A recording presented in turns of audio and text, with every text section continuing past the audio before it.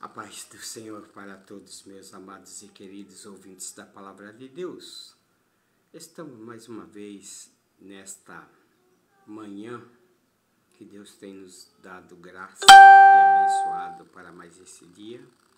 Quero hoje ministrar uma palavra, falar a respeito de uma personagem da Palavra de Deus.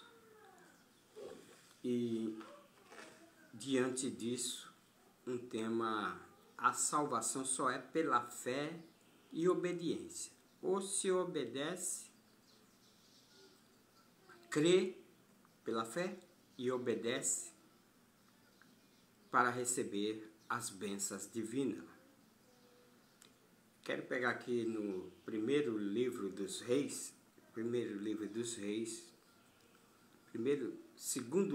Reis. Vamos falar da história de Naamã.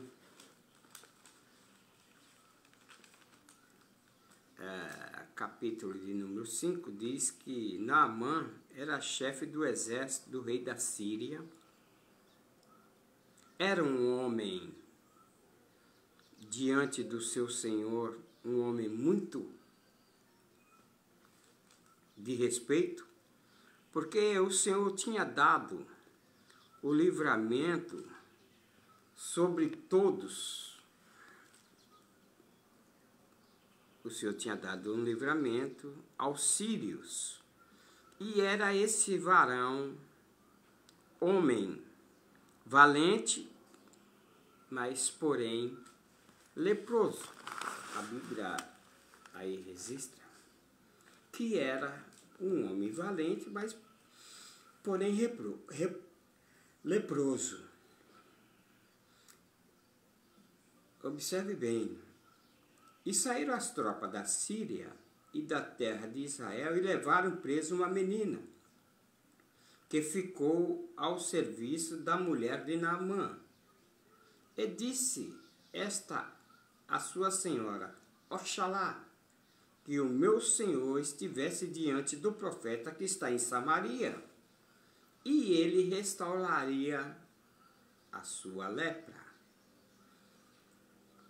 Vou frisar aqui que nós vamos estar relendo, então eu vou poupar o tempo, porque nós vamos estar falando aí.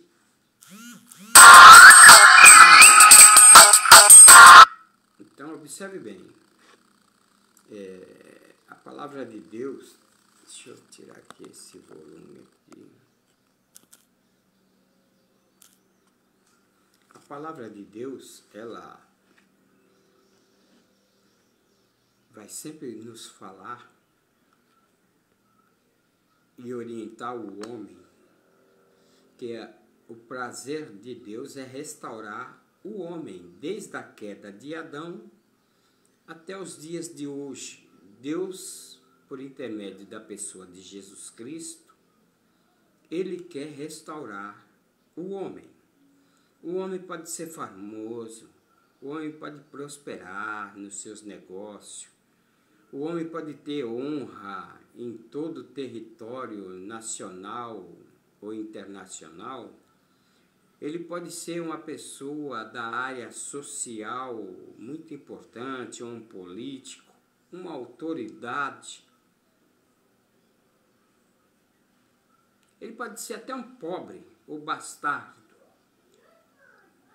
Mas a necessidade de salvação, mesmo ele às vezes sendo um homem religioso, porque o homem religioso, ele se apoia na religião que ele está. E a religião não salva. Só tem uma pessoa, o nome de uma pessoa que pode salvar o homem. É só Jesus Cristo. As religiões, as pessoas se apegam à religião, e eu pego o exemplo de um homem que está se afogando, pedindo socorro. Chega uma pessoa e com a corda toda enrolada, ainda não foi desatada ali a corda, ele joga a corda para a pessoa.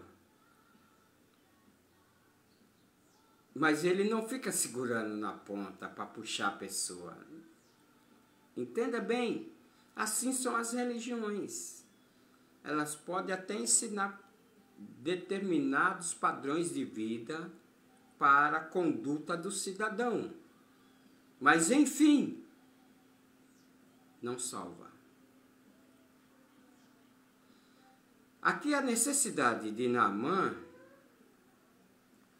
era grande, porque a lepra é um paradoxo, ou uma metáfora, ou podemos dizer aí, que é uma comparação à lepra do pecado.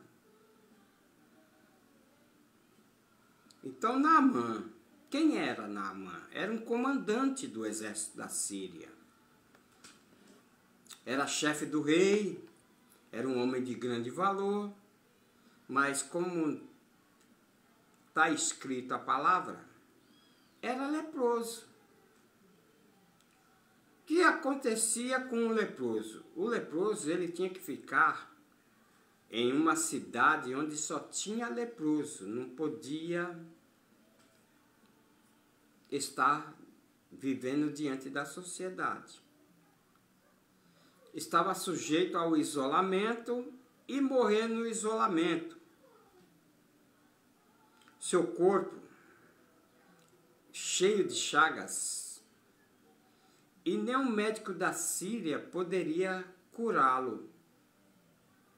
Mas devido à posição dele e devido aí agora a armadura que ele usava, essa armadura dele não ficava brecha alguma mostrando que ele era leproso.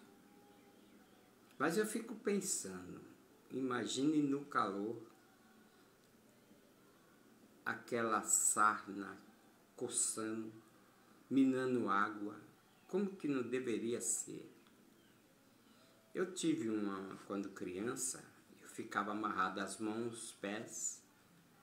Eu tive uma virose semelhante lepra e eu não podia ficar com as mãos soltas porque eu me arranhava e sangrava, a pele purgava. E eu fico imaginando uma lepra. Como que não deve ser na vida de alguém? Então, Naamã estava sujeito a morrer sem conhecer Deus, o Deus vivo. Por quê? Ele não pertencia ao povo de Israel que adorava um único Deus. Ele já era aí chefe do rei da Síria. Então a lepra, incurável a lepra. A lepra sendo incurável, não poderia ficar ali, junto. Eu creio que a menina que foi levada escrava de Israel, a qual conhecia o profeta, e ela falou para a sua senhora, Oxalá, que o meu senhor estivesse diante do profeta que está em Samaria. Quem que estava em Samaria? O profeta Eliseu. Ela, eu creio que ouviu falar das grandezas da obra que Deus fez por intermédio de Eliseu. Mas Deus, na sua bondade e misericórdia, precisou ser levado uma menina para a benção entrar no lar de alguém. Porque tem coisas que às vezes acontecem e todas as coisas contribuem para o bem daqueles que amam a Deus. Porque Deus, na sua bondade e misericórdia, Ele levanta o necessitado. Do monturo levanta o necessitado, e o necessitado não está esquecido, e terco, diz a Bíblia, que exalta o necessitado. Mas isso aí está escrito, irmão? Tá. Quando nós pegamos aqui o livro de 1 Samuel, nós vamos entender a palavra de Deus dessa forma. O Senhor é que tira a vida e dá, faz chover, faz também o sol aquecer. Ele faz descer a sepultura e faz tornar a subir dela, ressuscita. Esse Deus a qual pregamos. O Senhor empobrece e também Ele enriquece e abaixa e também exalta.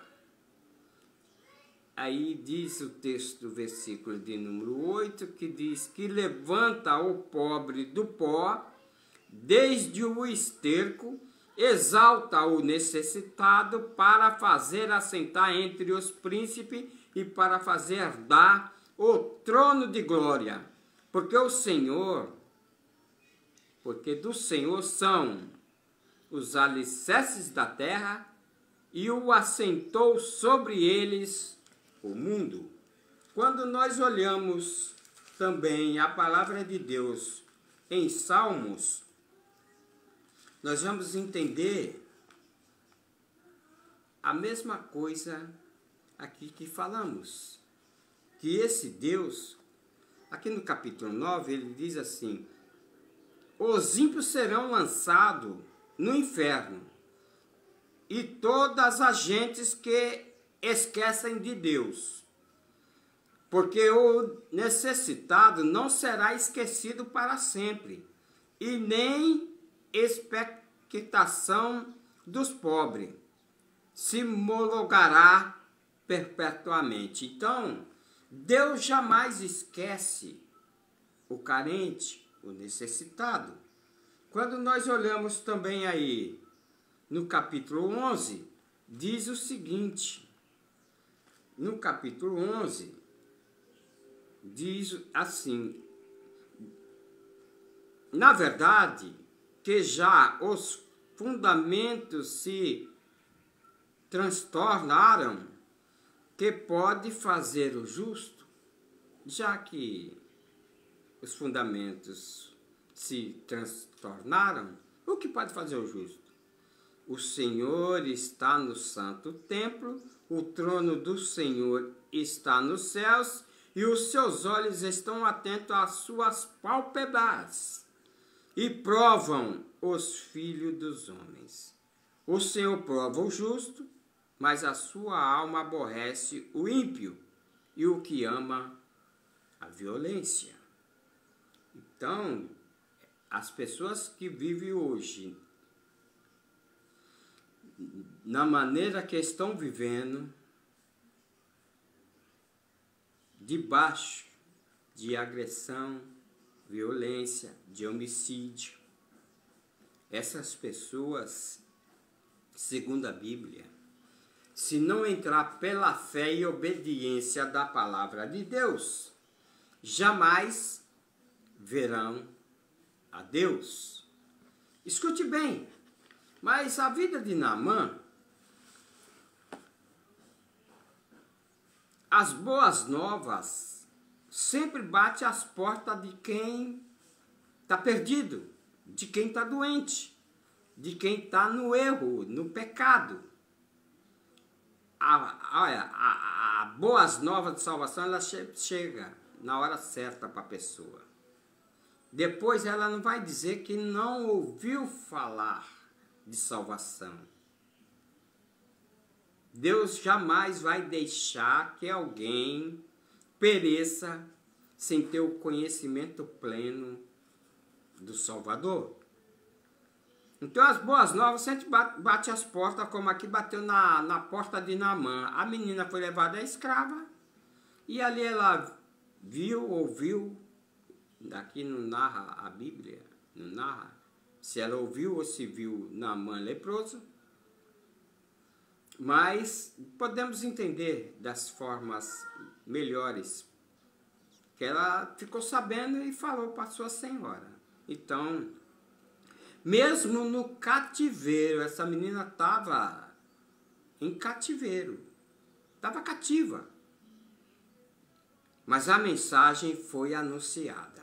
Quer dizer, ainda que tenha obstáculo para o mensageiro, o atalaia de Deus para pregar a palavra, ainda que ele esteja em prisão, como Paulo muitas das vezes estava preso, mas ele não deixou de pregar a palavra de Deus.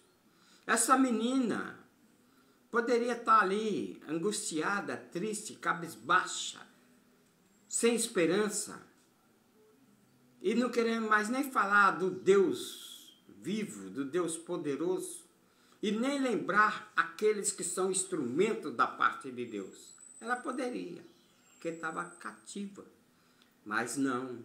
Deus usou uma menina para pregar as boas novas de salvação, a cura para Naamã. A menina, ela tinha esperança. Ela conhecia o poder de Deus.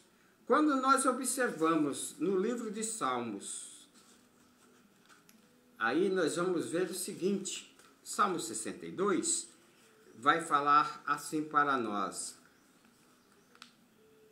Olha bem, em Deus está a minha salvação e a minha glória, rocha minha fortaleza e meu refúgio estão em Deus.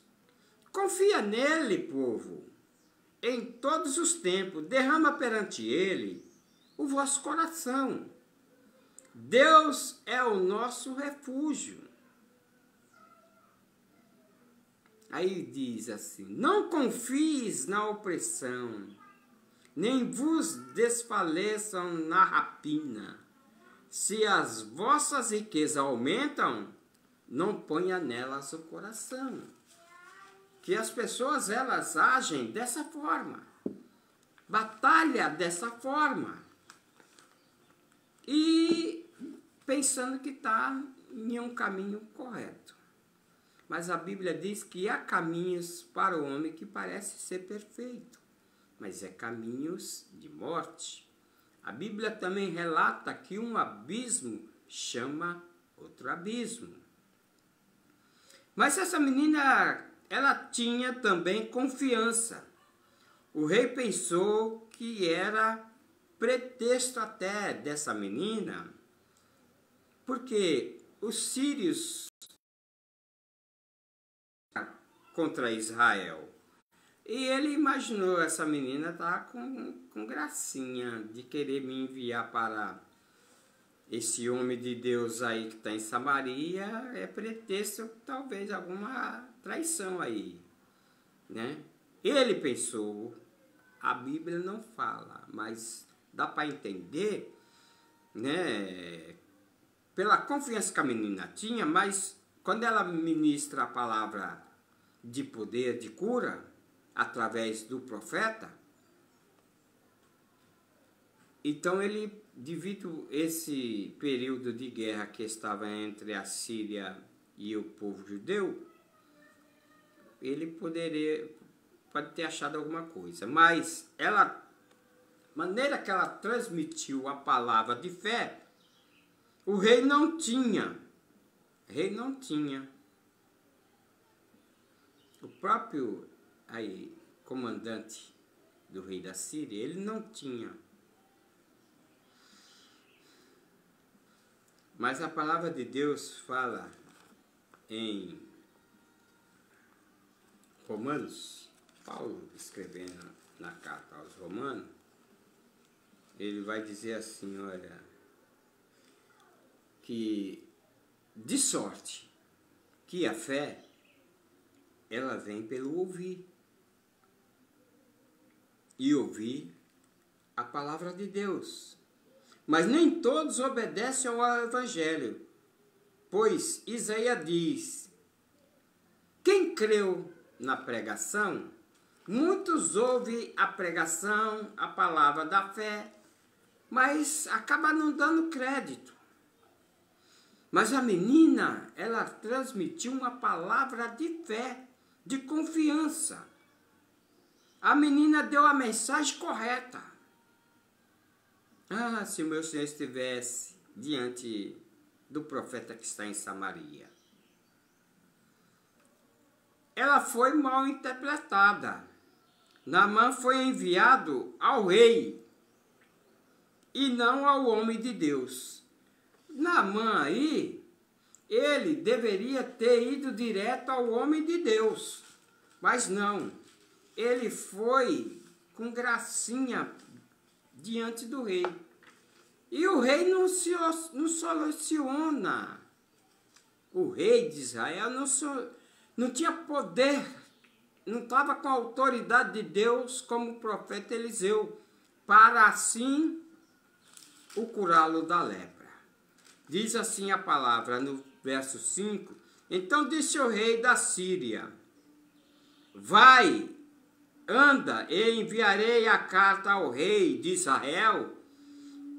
E foi e tomou nas suas mãos 10 talentos de prata, 6.000 ciclos de ouro, 10 mudas de vestido, e levou a carta ao rei de Israel, dizendo, logo chegando a ti essa carta, sairás, que eu te enviei Naamã, meu servo, para que o restaure da lepra. Essa era a carta mandada para o rei de Israel, ele enviando Naamã para ser curado da lepra. Foi mal interpretada, porque a menina falou certo, a mensagem foi correta. É só por Jesus Cristo a salvação. Buda morreu, mas seus ossos permaneceram lá na sepultura. Hare Krishna morreu, mas também não ressuscitou. E muitas outras religiões que se levantaram aí, homens que o povo apoiaram-se neles, eles morreram. Mas Jesus Cristo, como diz as Escrituras, o terceiro dia, ele haveria de ressuscitar. E no terceiro dia ressuscitou. Só por Jesus Cristo. Aqui a menina deu a mensagem correta, mas o rei pegou cartas, aqui Naamã pegou cartas do rei da Síria, ele mandou a carta, ele foi encaminhado à pessoa errada.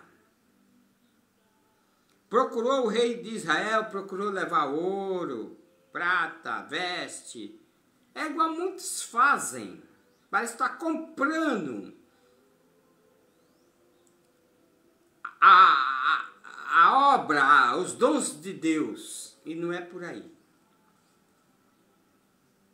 Veja bem, o versículo 6 aí da palavra diz o seguinte, o versículo 6,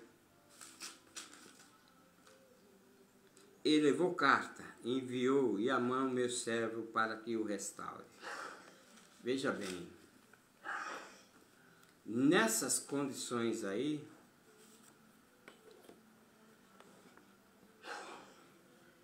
devido à posição, para não ser humilhado, achando que o rei de Israel restauraria ele da lepra. Salvação procurada de forma errada. Diz a palavra de Deus, nem tudo que se chama Senhor, Senhor, Senhor entrará no reino dos céus. Em muitos lugares se usa as escrituras, a palavra de Deus. Em muitos lugares fala do nome de Deus, mas não crê com o coração que Jesus Cristo é o Filho de Deus, o enviado, o Messias. Eliseu, quando ali no versículo 9, diz aqui, olha, e sucedeu, porém, que, ouvindo Eliseu, o homem de Deus, que o rei de Israel rasgara os seus vestidos, mandou dizer ao rei, por que rasgaste os teus vestidos? deixa vir a mim e saberá que há profeta em Israel. Aí, agora o profeta Eliseu tomou as dores do rei, porque o rei rasgou as suas vestes diante daquilo, da carta. Parece que estava obrigando o rei a sarar Naamã. E ele rasgando, Eliseu soube. Aí Eliseu manda vir a mim, vai saber que em Israel há profeta. Enviou um mensageiro. A salvação é pela fé e não por vista. Salvação é pela fé e não por vista, como já disse. De sorte que a fé vem pelo ouvir, e ouvir a palavra de Deus. Diz o texto aqui: e veio, pois, Naamã com seus cavalos, com seus carros, parou na porta da casa de Eliseu. Agora ele pegou o caminho e parou na casa de Eliseu. Então Eliseu lhes mandou um mensageiro dizendo: vai, lava-te 7 vezes no Jordão, e a tua carne tornará e ficará purificada. Eliseu nem saiu para ver Naamã. Veja bem, esse processo que Eliseu não saiu nem para ver ou para Naamã, ele pensou que o profeta vinha, ia derramar um vaso de azeite, que ia passar a mão na lepra e ele, na hora, instantaneamente, ia ser curado. Que a palavra de Deus, em Romanos, no capítulo 10, vai falar que, olha bem, Romanos, capítulo 10, vai dizer que não é por vista. Não é por vista. Diz o texto aí da palavra de Deus, na carta de Romanos, diz assim: a saber, que com sua boca confessares ao Senhor Jesus, e o teu coração credes que Deus o ressuscitou dos mortos, será salvo. Visto que com o coração se crê, escute bem, visto que com o coração se crê para a justiça, e com a boca se faz confissão para a salvação. Porque as Escrituras diz: aquele que nele crê não será confundido. Portanto, não há diferença entre judeu e grego, porque um mesmo é o Senhor de todos, do rico para com todos os que o invocam. Que aquele que invocar o nome do Senhor será salvo. Então, não tinha importância se Naamã era sírio. Não tem importância que o Deus dos sírios é o Deus do japonês, é o Deus do chinês, é o Deus do turco, é o Deus de todos os povos. Veja bem, o homem de Deus não passa a mão. Ele pensou. Aí no verso de número 11, diz assim: porém Naamã muito se indignou e foi dizendo, quando ele saiu dali, depois foi mandado ir para o Rio Jordão, aí ele foi indignado e foi dizendo: eis que dizia comigo, certamente ele sairá, por-se em pé, invocará o nome do Senhor seu Deus, passará a sua mão sobre o lugar e restaurará o leproso. Ele foi nessas intenções de pensamento e se enganou. Aí foi dizendo: não são porventura Abana e Fapar, rios de Damasco, melhores do que todas as águas de Israel? Vê, ele já pôs um outro obstáculo para a salvação. achando que os melhores rios eram onde eles comandavam.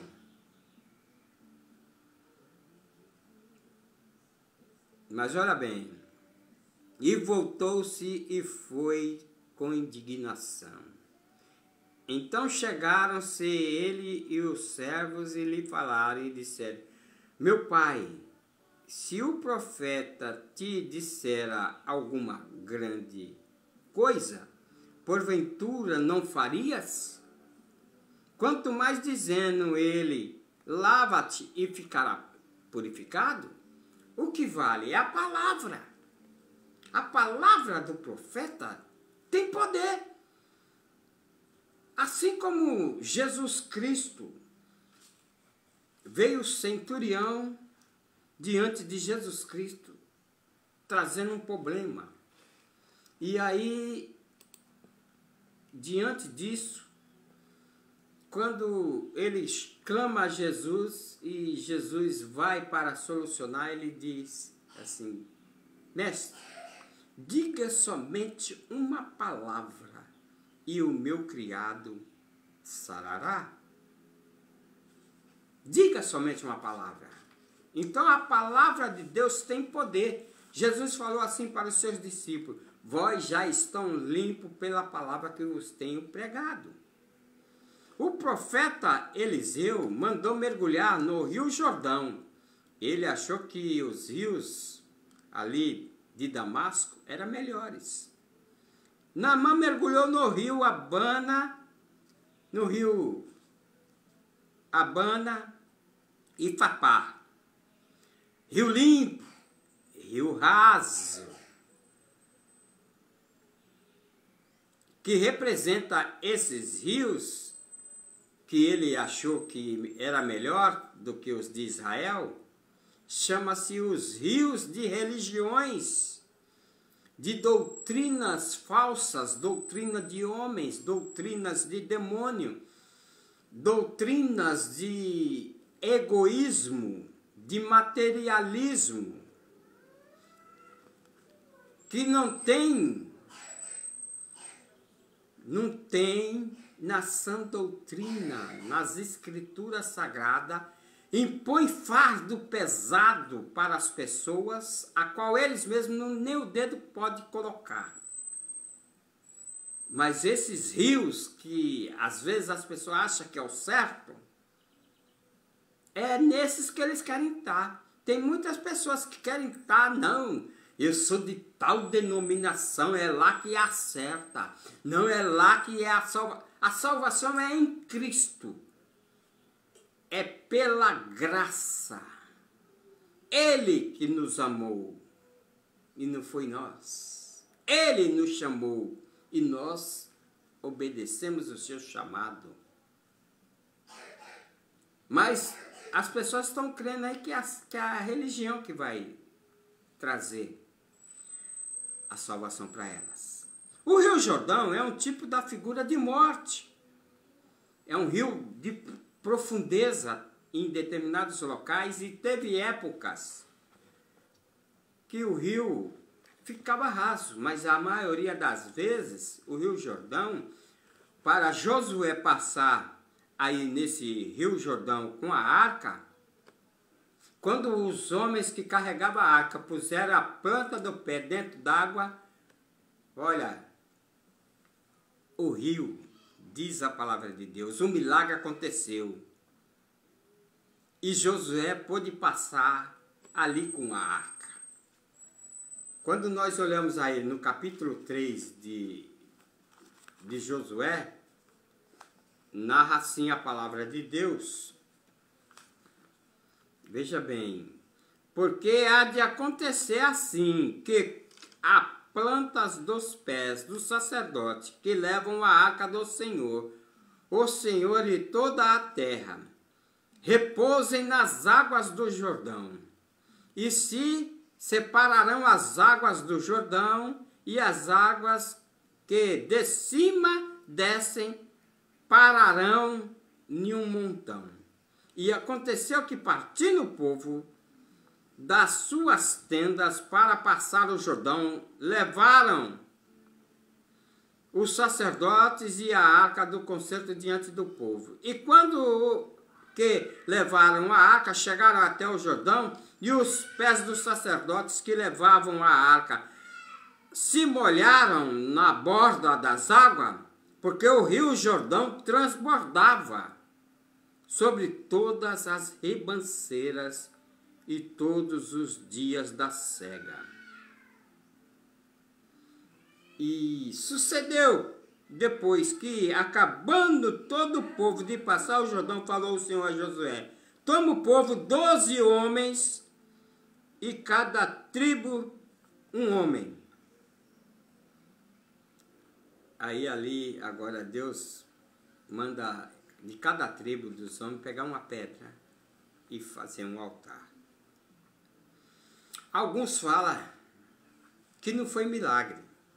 É igual fala que quando o Mar Vermelho, os homens, os hebreus, tinha saído do Egito, o faraó estava perseguindo. Que aí eles falam que o Rio Vermelho, lá, a travessia do Mar Vermelho, que isso aí foi quando o mar estava baixo. E aí, por isso, que eles passaram. Mas a morte dos todos os egípcios, como pode dizer? Então, se eles passaram, então eles se afogaram como se estivesse se afogando em um copo d'água. Aí o milagre foi maior. Então, observe bem, aqui o milagre aconteceu. Eliseu e Elias puderam também passar. Eles, diz o texto que, aí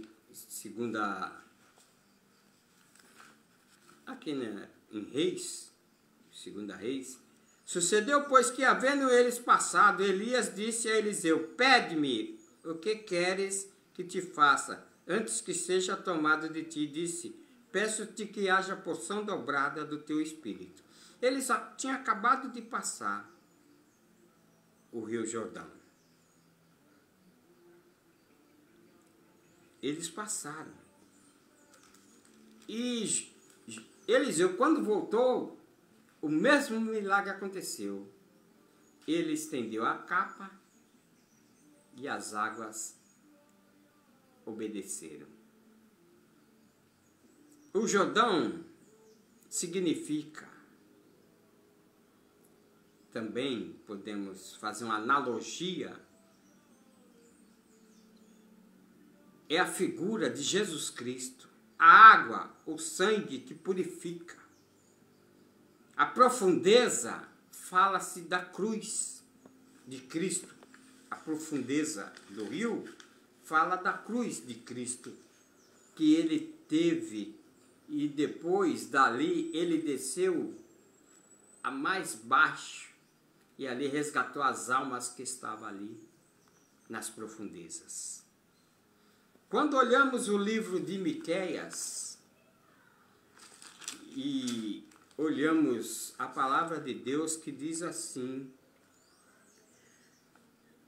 Miqueias 7, verso 19, diz assim: tornará e apiedar-se de nós, subjugará as nossas iniquidades e lançará todos os nossos pecados nas profundezas do mar. É assim que o Senhor faz. Lança os nossos defeitos, as nossas transgressões. Ele lança nas profundezas do mar para que não tenha como buscá-las. Mas olhe bem, a obediência, ela traz salvação. Primeira coisa, a obediência foi mandado 7 vezes mergulhar no Jordão. Foi. Porque nas 7 vezes que a benção chega. Lava-te 7 vezes.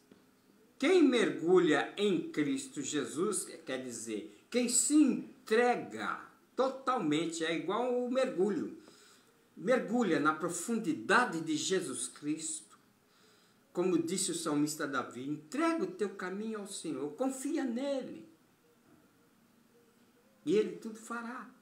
Jesus falou, eu sou o pão da vida. E quem se alimenta de Cristo Jesus jamais padecerá fome. Ele disse, eu sou a porta. E quem entrar por mim, entrará e sairá e encontrará pastagem. Eu sou a ressurreição. Eu sou a ressurreição e a vida. E depois ele diz, e ninguém vai ao Pai se não for por mim. Quem quer chegar a Deus tem que ter a pessoa de Cristo na vida. O primeiro mergulho, quando ele deu, é o recurso dos próprios limites do ego da pessoa. Mergulhou, saiu, mergulhou de novo. Se chama esse segundo mergulho quebra de resistência.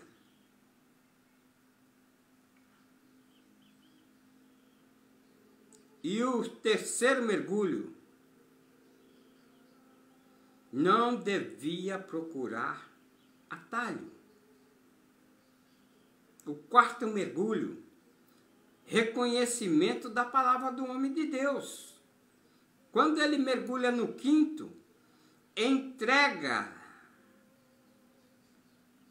a entrega ou a estratégia de Deus lavar 7 vezes. Na sexta, a obediência da palavra do profeta ficou ali remoando. Olha, é na sétima. Você tem que mergulhar 7 vezes, mas é na sétima que vem a benção. E na sétima representa a purificação total. A sétima ficou com pele de uma criança recém-nascida, um bebê. E eu só posso dizer para você uma coisa, que a salvação é pela fé e obediência. Hoje é dia aceitável para você aceitar Cristo Jesus e mergulhar nele. Falo como servo de Deus, para que você entregue a sua vida ao Senhor. Vinde a mim, todos vós que estáis cansados e sobrecarregados, disse Jesus, que eu vos aliviarei. Jesus quer te aliviar até do fardo que você está carregando. Jesus, ele quer não só curar a tua alma abatida, triste, desiludida, mas Jesus quer também te dar morada no céu, vida eterna. Teve aqui registrado algumas passagens de cura de leproso. De 10 leprosos, só um voltou e adorou.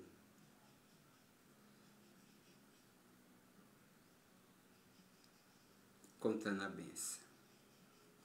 Porque tem muita gente ingrato que Deus faz e eles não foram dignos da gratificação que o Senhor assim o deu.